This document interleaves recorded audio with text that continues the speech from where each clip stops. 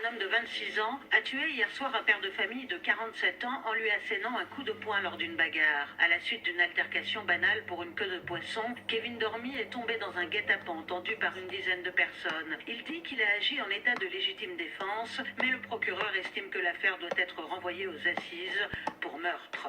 Un juge d'instruction a été désigné. Kevin risque 30 ans de prison.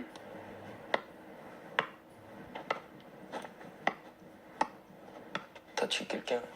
Pour moi, j'ai tué quelqu'un, quoi. Après, dire meurtrier, non. Je m'insulte pas de meurtrier, mais je m'insulte de tueur, quoi. Parce que j'ai jamais voulu ça. Un meurtrier, c'est lui, il fait tout pour que ça se passe comme ça, quoi. Que moi, jamais j'aurais voulu ça. Jamais de la vie. J'ai juste voulu me défendre et puis me barrer, quoi. Je vous dis, moi, je voulais me tuer tout de suite. Je suis un homme. Jamais dans ma vie, j'aurais cru que j'aurais enlevé la vie à quelqu'un, quoi. C'est impossible, inconvenable pour moi.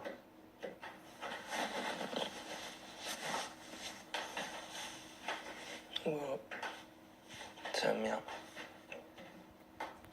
Mon père essaie de me dire que c'est un accident. Mes amis me disent que c'est un accident. Mais dans ma tête, c'est mort. C'est moi qui l'ai tué, quoi.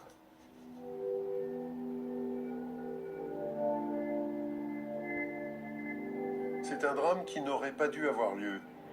En juin 2014, Kevin Dormy échange des mots avec une conductrice. Les insultes fusent, il donne un coup dans son rétroviseur.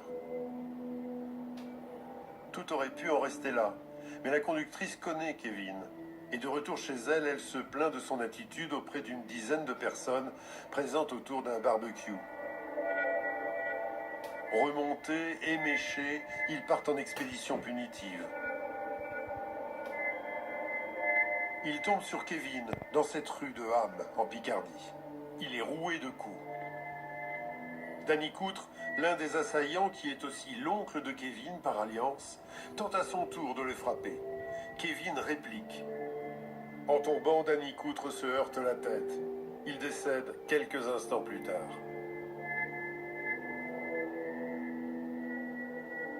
Kevin a désormais 30 ans. Lors de l'altercation, il se trouvait en compagnie de son petit frère, qui est resté à l'écart. Il est tombé là. L'occupe pas. Je faisais presque tout avec lui. J'allais chez lui tous les week-ends, je mangeais avec lui souvent. Mon frère, il bossait avec. Mon frère qui est resté là. Jessie travaillait avec. Et c'est pas une personne qu'on connaissait pas. Je vous dis, Danny, c'était pas la méchante personne, hein. C'était quelqu'un d'adorable, de gentil. Il n'était pas très apprécié de leur famille, ou même voire banni par moment. Donc c'est pas cette personne-là qui aurait dû partir un jour-là ou prendre un coup. Moi j'étais tétanisé, j'ai vu l'homme mourir devant mes yeux. C'est la première fois que je voyais une personne mourir en plus.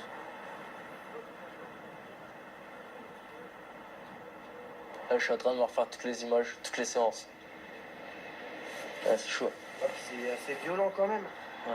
Comme quand on... Parce que être à 10 sur une seule personne et rien pouvoir faire à côté. Là, je reviens et ça fait 4 ans. 4 ans que l'histoire va être faite au mois de juillet. Au mois de juin. C'est la première fois que je reviens.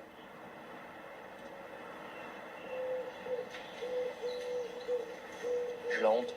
C'est même pas une honte, c'est un dégoût. Dégoût de moi-même, dégoût de tout. Pour un rétro, quoi. Perdre une personne pour un rétro, c'est même pas un coup de massue, c'est un coup d'épée dans le cœur direct. Le lendemain du drame, le procureur décide de renvoyer Kevin devant la justice pour meurtre, car il estime qu'il aurait pu fuir plutôt que de répliquer. Pour lui, il n'y a pas de légitime défense. Un juge d'instruction est alors désigné. Pendant les premiers mois de l'enquête, Kevin est placé en détention. Vous vous êtes resté combien de temps en détention? 8 mois. C'était compliqué? Très. Il m'avait donné un surnom, hein. C'était criminel. On m'appelait criminel là-bas. Rouquin criminel. Qu'on me compare à ces mecs-là, qu'on arrive à m'appeler comme ça, pour moi c'était la honte. J'avais tué quelqu'un, tout le monde disait 10 ans, 15 ans, 10 ans, 15 ans. Donc après, je m'étais fait à l'idée que c'était fini pour moi, quoi. J'étais parti pour une paire d'années, quoi. Mon petit dernier, il est né, j'étais en prison, quoi. Ça me dégoûte. C'est un truc de ouf.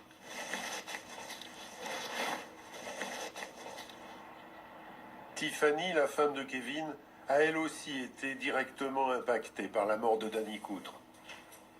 La personne à qui j'ai enlevé la vie, c'est l'oncle direct à Tiffany. Donc, ils ont banni ma femme directement. Ils veulent même plus entendre parler de ma femme, rien du tout. C'est très grave, quoi, d'en venir à ce point-là, quoi. Elle a rien fait, elle a rien demandé à personne, quoi. C'est mes faits, c'est à moi qui devrais en avoir. Non, ils s'en prennent à ma femme ou elle peut même plus aller voir ses grands-parents parce qu'ils veulent plus la voir. C'est ridicule, quoi. Puis bah, ça doit être dur à vivre pour ma femme, quoi. Avoir ton homme qui a tué ton oncle.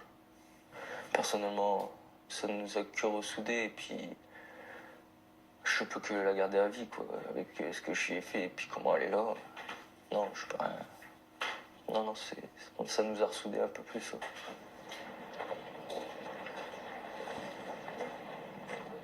Danny Coutre avait 47 ans et 6 enfants.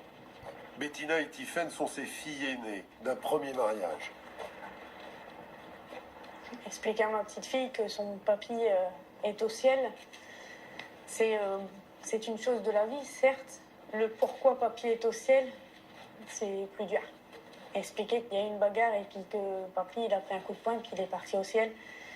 Comment le coup de poing est arrivé, pourquoi papy était là, c'est dur. Les deux femmes sont résolues à ce que Kevin passe aux assises. On ne cherche pas spécialement à se venger. C'est pas de la vengeance, c'est un droit de savoir. Et s'il s'avérait qu'éventuellement Kevin ait juste souhaité se défendre et qu'il y ait eu ce drame derrière, est-ce que ça vous dérangerait?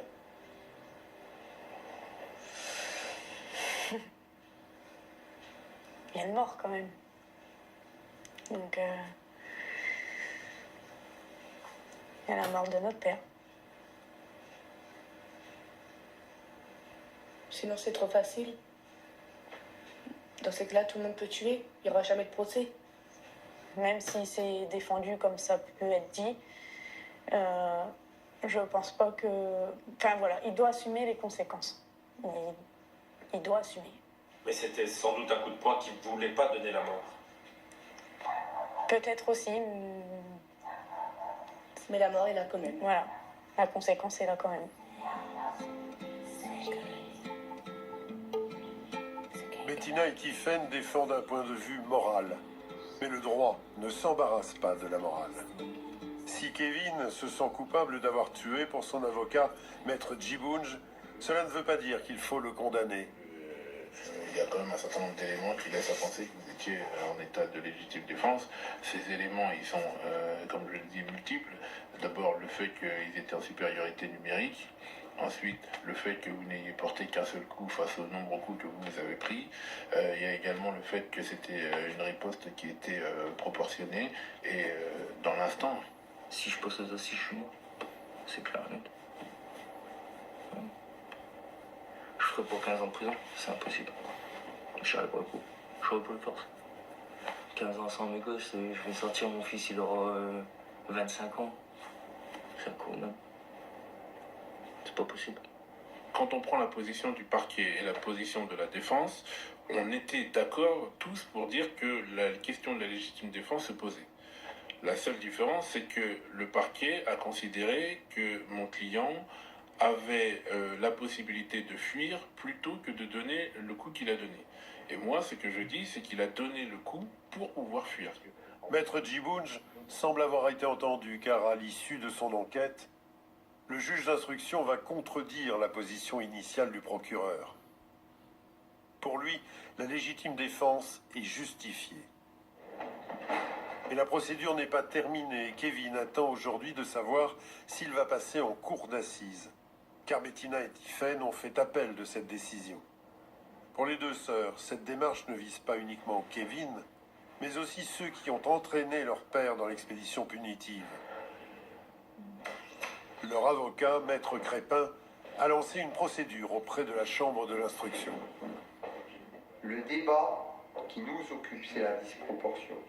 La question est de savoir si l'agression qu'il venait de subir ou qu'il pensait subir, parce qu'il y avait aussi ça, de se dire, tiens, je vais me faire agresser, est-ce que ça devait entraîner un acte de violence qui a entraîné la mort de mon père? Et c'est ça le problème. On se sent agressé, certes, il y a une risque, il y a un bain de foule, etc. Hein, il y a la foule qui est là, mais on ne tue pas quelqu'un. Voilà. On ne tue pas quelqu'un. Lui, il a reçu, c'est vrai, hein, les examens médicaux l'ont démontré, lui, il a pu recevoir quelques coups, sauf qu'il a donné un coup d'une violence telle que ça a entraîné la chute de votre père, chutant lourdement, c'est ce que disent les témoins et le rapport d'expertise. Sachant que le procureur de la République avait pour sa part